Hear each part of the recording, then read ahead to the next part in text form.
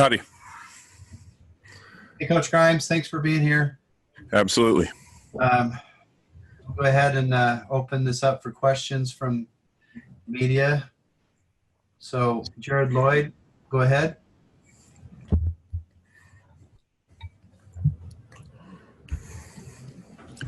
Hey, Jeff. Howdy. You're coming off, arguably the worst offensive performance of the year last year against San Diego State. You had arguably your worst offensive performance last year. What's got to happen for this week to be different than either of those games? Well, one thing I know about our team is that they'll respond to a challenge, and we certainly did not play our best. And, like a number of other people have said, I don't want to take anything away from Coastal Carolina. Those guys played great, and they earned the right to win that game. But we certainly did not play our best, and we did some things that I think were not characteristic of this offense this year. And the biggest thing is there were moments where we just did not make a play, whether that be an offensive lineman making a block,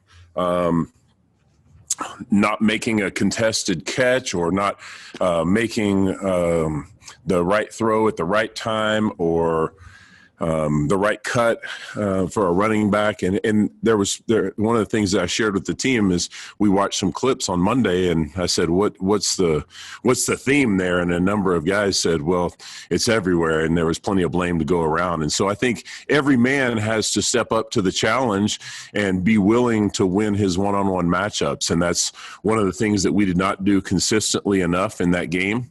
And last year was the same case against San Diego State, and San Diego State is really, really good on defense. And even though Rocky's not there anymore, they're running the same system. It's an incredible challenge for an offense, in particular for an offensive line. And then they're good in the secondary, and they make you earn your yards. And there will be many opportunities in this game where we've got to win those one-on-one matchups, and so we've just got to perform better in those situations. We talked to Brady on Monday, and obviously he didn't feel like the offensive line did well. What did you see from the line? What has to change for them specifically? Yeah, we did not play certainly as well up front as we have at other times this year. And for that position, we need to just handle movement better and be able to handle guys that are moving on us. They had a very athletic front, and there were times in protection where we found ourselves matched up one-on-one, and a guy that appeared to be going one direction went another direction, and we weren't able to stay in front of him long enough for Zach to have the kind of protection that he's had most of the year. All right, thank you, Mitch. Go ahead, then Jake.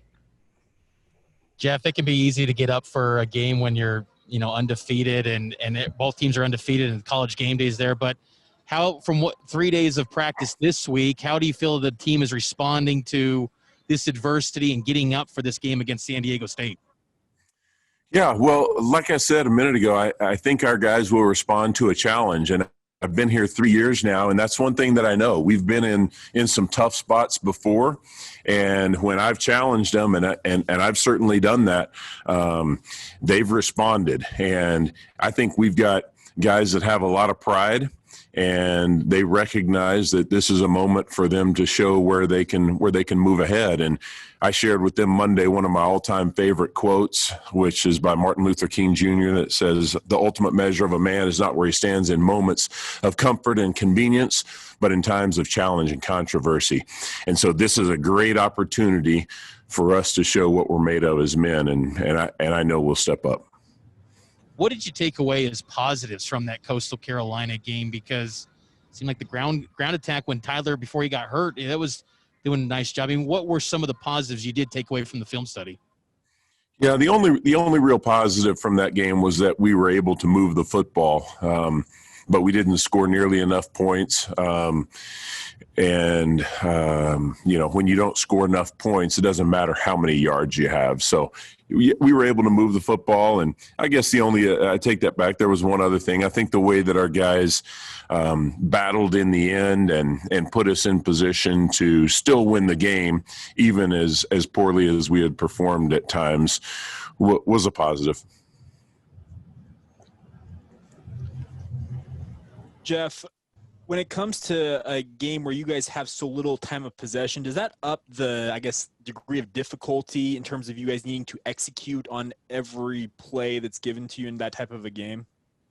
Yeah, it certainly does. And you don't ever want to allow any of those external circumstances to impact your feeling. But we were on the sideline and I was talking to the guys, and I don't think there was ever a sense of panic, but I think there were a couple of moments where we felt antsy to get the ball back. And then when you get it back and you go out there and you don't score, I think there's an increased sense of urgency. And, I think the key is to focus on one drive at a time and not worry about the scoreboard or the number of possessions that you have, but just to focus on what you can do in that moment.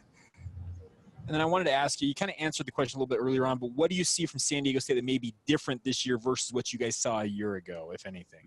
Not much. Actually, I think they're actually doing a little bit more, and I didn't know that was possible because these guys line up in every front that you could draw up, and they stunt and blitz and pressure you in any number of different ways. And I honestly have to tip my hat to them because I don't know how they get it all coached. But they're doing even more this year than they were doing last year with Rocky. And so it's a lot of the same stuff. There's just even a greater volume that we have to prep for. And with regards to weather that potentially could come in this weekend, do you have to mention that to the guys saying, hey, you guys need to be extra careful holding on to the ball if there is snow, precipitation, et cetera?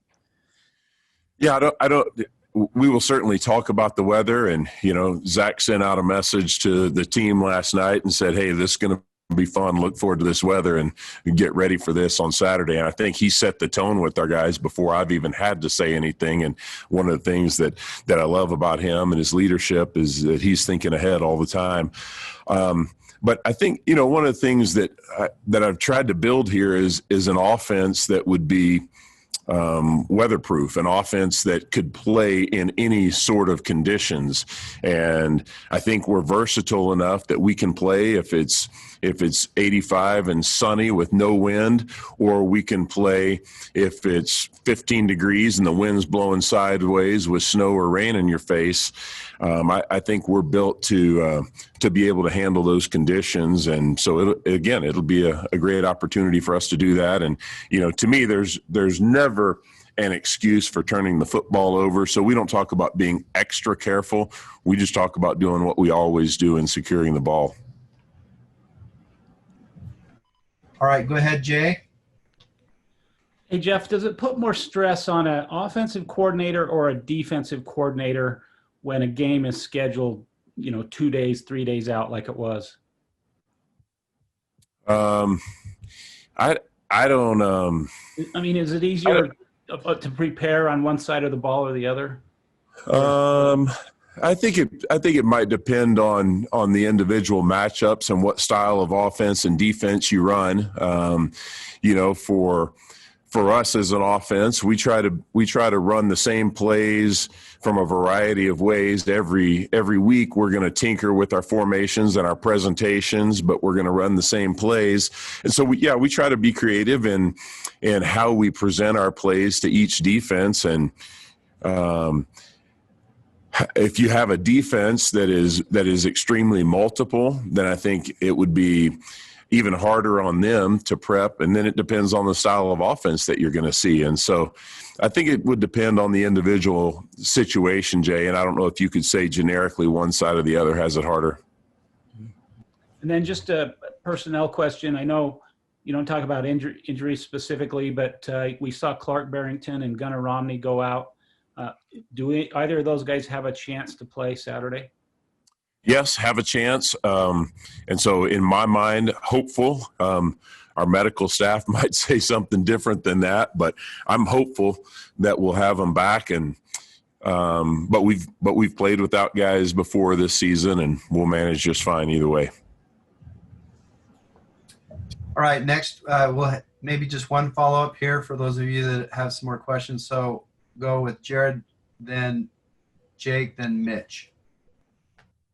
Jeff, I just wanted to ask you about, just kind of from a personal standpoint, here you are at the end of the year with a game this week, maybe a game the following week, maybe probably a bowl game as well. But then also as you consider, career opportunities or what you want to do for your own personal future, you've had to play that game and figure out that balance before. What do you have to do in that circumstance to balance those two different aspects?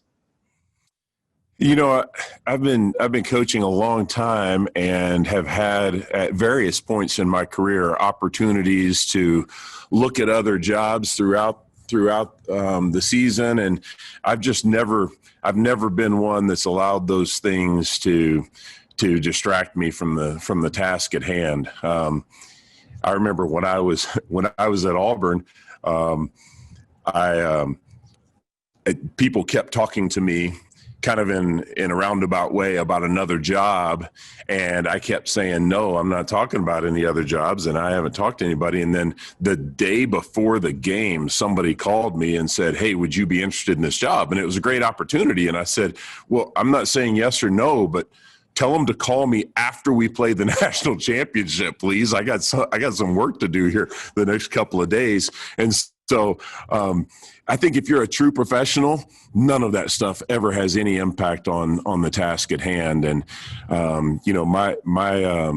my commitment, regardless of any opportunities that might or might not come my way, is to these guys on this team.